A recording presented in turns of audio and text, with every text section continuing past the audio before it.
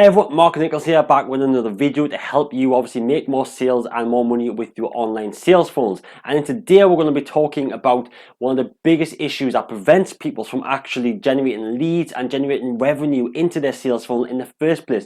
And that is simply just not having an audience of people to speak to. It's as simple as that. Okay, so we're going to talk about the audience reasons, the 4 reasons why having a big audience is key. Okay, and then obviously we're going to go break down the maths on the whiteboard here to help you guys visualize that and see that as well.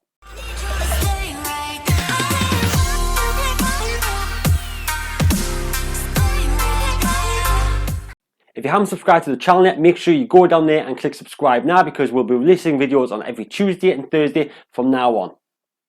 So, the 4 main reasons why having a bigger audience is key. So the first reason I believe is the bigger the audience, the more people you have to share your message to. So it kind of sounds obvious, doesn't it? But what we'll do is later we'll break down the maths on that, and I'll explain exactly how the maths works behind this. But if you have an audience of 1,000 people, this is an audience of, let's say, on your social media presence, in your group, an audience in an email list, your followers on YouTube, for example, just an audience in general of 1,000 people. And you compare that to an audience of 10,000 people. Which business do you think is going to do better? The audience who has the bigger audience is likely going to do better. Okay, yeah, so it's so important to have an audience, because the bigger audience, the more people we have to share our message to, the more chance that we're going to get more leads coming back in, and which obviously convert into more customers. And the second reason is the bigger your audience, the more you are positioned as an expert.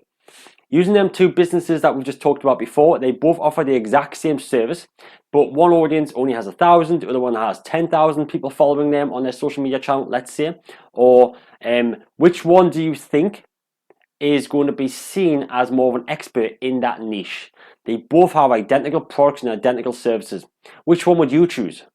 I would probably choose the one which everyone else was following as well, because there's a reason why everyone else is following that person. It's psychologically that way, and by human nature, we have evolved to kind of follow the crowd in a way. So if there is, an example I heard of once was, if you're driving down the road and there's 2 restaurants on either side of the road, one restaurant has no cars in, the other one has a few cars in, or quite a lot of cars in, you're probably going to go to the restaurant with more cars in, because you're going to think, well, the food must be better there. That place must be very good at all. So I'm going to go there because that food must be good. That type of psychology is so true when it works to an audience, from a position as authority as well. The third reason is the bigger the audience, the more opportunities you are presented with, because you are seen as the expert and the authority. What I mean by opportunities is things such as, like, speaking gigs. So if you're looking to be speaking more on stage, getting invited onto people's podcasts, getting invited onto people's YouTube channels, or being asked to write guest blogs, things like that.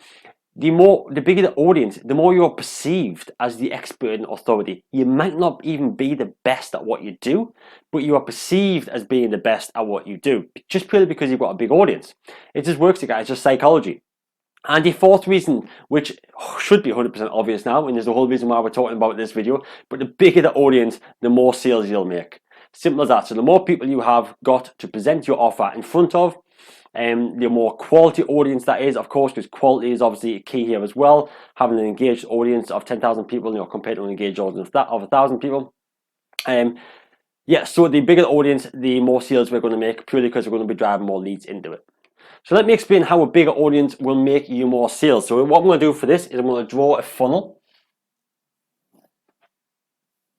Okay, so this is a typical sales funnel where we have, let's say, three layers. What we got at the top, we've got our audience. Okay, if any of you know about the ADA model, so we've got attention, interest, desire or decision, and action. They're the 3 flows that we go through, from attention to interest to decision and action. So at the top here, we've got our audience, okay, which we'll just say awareness.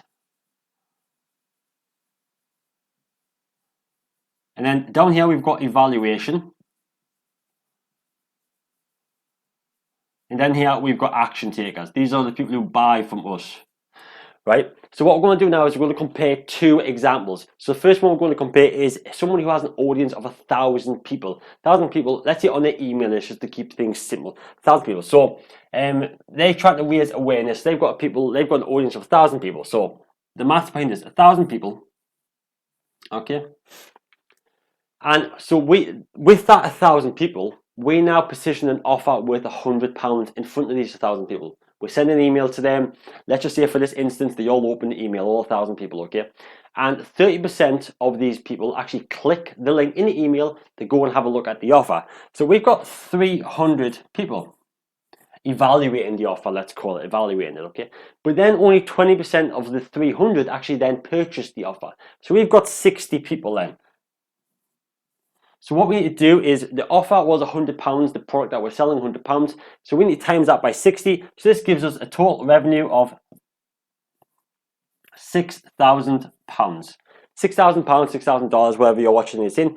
So that's for that, okay? If we now compare that against somebody who has an audience of 5,000 people on their email list, but yet we keep everything else the same, the conversion rates, the click-through rates, everything else the same. Let's do the maths for that. 5,000 people, 30% conversion rate is 1,500. Sorry, my click-through rate, not conversion rate. And then from there, we've got a 20% conversion rate out of the 1,500, so that's 300 people. So 300 people click to buy the thing, which is worth £100. So of course, that equals £30,000.